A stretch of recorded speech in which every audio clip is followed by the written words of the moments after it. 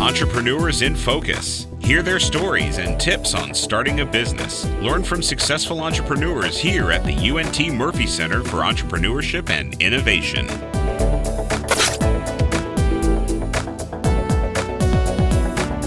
I'm Duffy Oyster. I operate Oyster Investment Corporation, which is a company that I formed about 40 years ago. I currently have 17 companies that I own or operate. I've been downsizing. I used to have 50. I've been a serial entrepreneur all my life, from the age of 7, where I started selling donuts door to door. When I was in high school, I had my used car dealer license when I was 17 years old. From then on, I continued to get into the real estate business, residential real estate. Had 3 businesses while I went to college. At the University of North Texas, graduating, I went to work for a Fortune 500 company and did that for the next 10 years. I always had businesses. I had residential real estate, antique car business, a rare coin business that I operated during that period of time.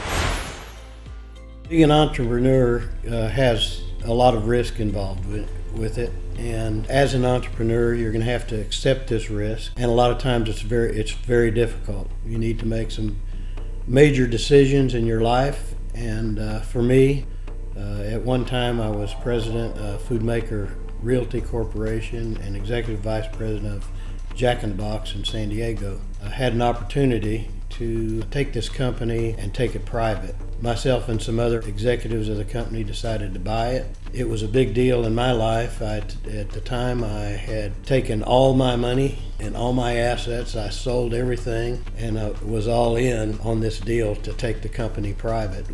It's kind of a frightening experience, but as an entrepreneur, you'll find it's very exciting and very rewarding when you succeed. One thing that new entrepreneurs need to understand is when you make a decision to do something, to go into a venture, into a business, there are going to be a lot of blind spots. As you make these decisions, one of the things that I've noticed is that if you've made the wrong decision, if your business is not going the way you had planned it because of external situation or any circumstances, you need to be able to admit that you're wrong, then get out of that business as quickly as you can and get into something else. Also, you need to understand and really plan out your strategy if something goes wrong that was not anticipated. For instance, 7 years ago, I went and bought 14 Tony Roma's restaurants, which were primarily a rib restaurant. The rib business was great for about 3 years, and we were flying high, making a lot of money, and then all of a sudden rib prices went from $2.99 a pound to $6.50 a pound, and that was 60% of our total menu.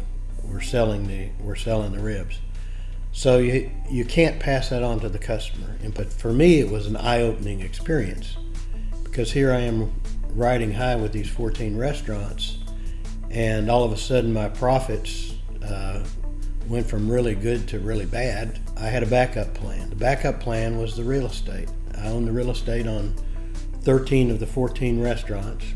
I was able to sell each one of those restaurant properties and make more money selling those restaurant properties at that time than I could have made selling ribs in the restaurants for the next 10 years. So that was a blind spot. It's hard work. You're your own boss. I whine about it. It cuts into my fishing time a lot, but I still enjoy doing my own businesses, being my own boss, and really controlling my own destiny. And I would suggest that's what each and every one of you do as you become entrepreneurs.